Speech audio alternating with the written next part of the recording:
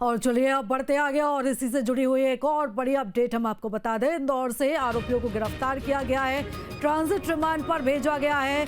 Broker Ceylon James और guard बल्लू को transit remand पर भेजा गया है।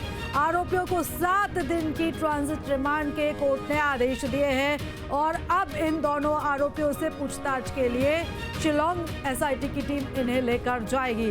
तो सिलोन जेम्स और बल्लू पर सबूत मिटाने के आरोप लगे हैं। राजा कौंसी वाले मामले में दोनों आरोपियों को अरेस्ट किया गया था और इसमें दो जो कि सिलोन जोन्स और दूसरा आरोपी जो है बलवीर, उन दोनों को आज कोर्ट में पेश किया गया। माननीय न्यायालय महोदय के समक्ष 7 दिन का ट्रांजिट रिमांड मांगा गया था, जिसमें कि माननीय न्यायाधीश महोदय के द्वारा इसको 7 दिन का ट्रांजिट रिमांड स्वीकृत कर दिया गया है। अब शिलोंग पुलिस इनको लेकर शिलोंग जाएगी। दोनों एक जैसे कि मैंने बताया था कि एक वहाँ पर चौकीदार है जो कि बलवीर को गिरफ्तार किया गया है, जो कि अशोकनगर पुलिस की मदद से शिलोंग पुलिस के द्वारा एसआईटी के द्वारा गिरफ्तार किया गया है, और दूसरा सिलोन जेम्स को इंदौर क्राइम ब्रांच की मदद से शिलोंग पुलिस के द्वारा गिरफ्तार किया गया। इन दोनों को ही आज कोर्ट में पेश किया गया और 7 दिन का ट्रांजिट रिमांड माननीय न्यायालय महोदय से मांगा गया था, जिसमें 7 दिन का ट्रांजिट रिमांड उनको स्वीकृत हो गया है। और चलिए इस खबर पर ज्यादा जानकारी लेंगे हमारे सहयोगी अतुल हमारे साथ लगातार बने हुए हैं। अतुल, जिस तरीके से जांच का दायरा आगे बढ़ रहा है और अब आरोपियों की संख्या भी बढ़ रही है, मदद करने वाले 2 शख्स जिन पर शिकंजा कसा गया है।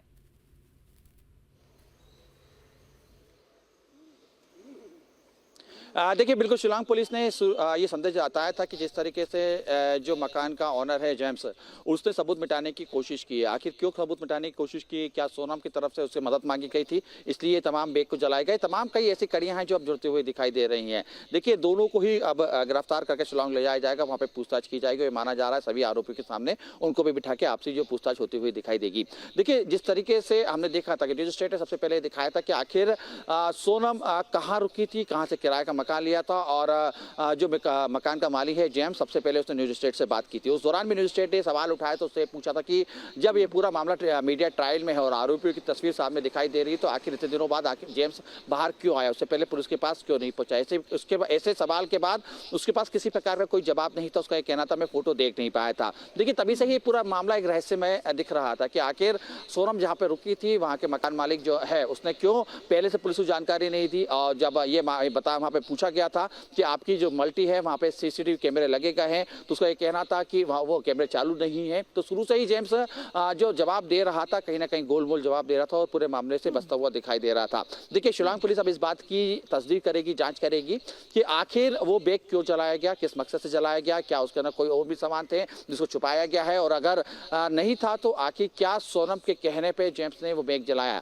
ये तमाम जो चीजें हैं कहीं ना कहीं अब थोड़ी स्पष्ट होते हुए दिखाई देंगी। जैसे जैसे जांच का दायरा बढ़ रहा है वैसे वैसे गिरफ्तारी की संख्या भी बढ़ रही है। देखिए, अब तक कुल मिला के 7 लोग की गिरफ्तारी हो चुकी है। खास बात यह है कि उस बिल्डिंग का जो गार्ड था उसको भी गिरफ्तार किया गया है। उस पर भी सबूत मिटाने का इल्जाम लगाया गया है कि इस पूरे मामले में उसने भी मदद करी है कि सबूत मिटाया जाए। तमाम बातों को लेकर अब चूंकि अब इस बात से भी अब पर्दा धीमे धीमे उठेगा कि चूंकि इंदौर के दौरान जिस फ्लैट के अंदर सोनम रुकी थी वहाँ पे और कौन कौन आता था, किस किस से मुलाकात होती थी, क्या उनके परिवार का कोई लोग वहाँ पे पहुंचे थे, खासतौर पर सोनम के परिवार का कोई क्या उससे वहाँ मिलने पहुंचा था। ये तमाम चीजें हैं वो अब एक धीमे धीमे इस पे से पर्दा उठता हुआ दिखाई देगा। देखिए, शिलोंग पुलिस जिस तरीके से अपनी पूरी जांच की रफ्तार तेज कर रही है और कई लोगों को अपने जद में ले रही है, इस बात से इनकार नहीं किया जा सकता कि इसके अंदर और भी अभी चेहरे हो सकते हैं जिनका तस्वीर साफ होना जरूरी है। बहरहाल लेकिन कहीं ना कहीं ये कह सकते हैं कि इस पूरे मामले के अंदर 2 आरोपी और बन गए हैं, यानी कि बिल्कुल अतुल, और जब इन आरोपियों से पूछताछ की जाएगी तो कई और खुलासे होंगे। आप लगातार इस पूरे मसले पर नजर बनाए रखिएगा। फिलहाल बहुत धन्यवाद तमाम जानकारी साझा करने के लिए।